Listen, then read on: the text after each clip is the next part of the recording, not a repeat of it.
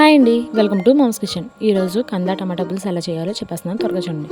ఫస్ట్గా ఒక కడాయి పెట్టుకుని గ్యాస్ మీద దాంట్లో 3 స్పూన్లు నూనె వేసుకుని కొంచెం వెల్లుల్లిపాయలు, జీలకర్ర, మెంతులు, ఆవాలు వేసుకుని అవి వేయించుకోవాలి.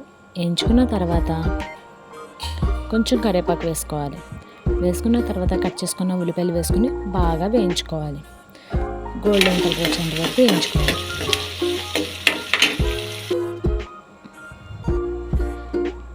అవి వేగిన తర్వాత కట్ చేసిన టమాటాలు, పచ్చిమిరపకాయలు కూడా వేయించుకోవాలి.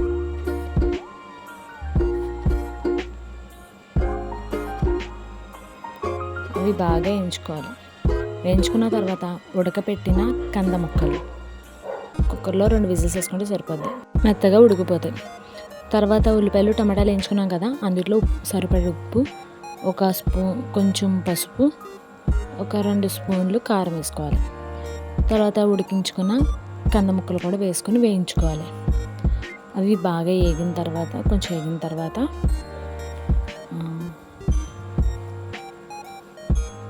ఆల్రెడీ తీసి పెట్టుకున్న చింతపండు పులుసు వేసేసుకోవాలి. అందులో పులుసు బాగా దగ్గర పడేంత వరకు ఉడికించుకోవాలి.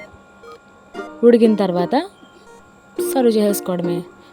కంద పులుసు చాలా టేస్ట్గా ఉందండి, ఒకసారి ట్రై చేయండి ఇలా. Please subscribe my channel.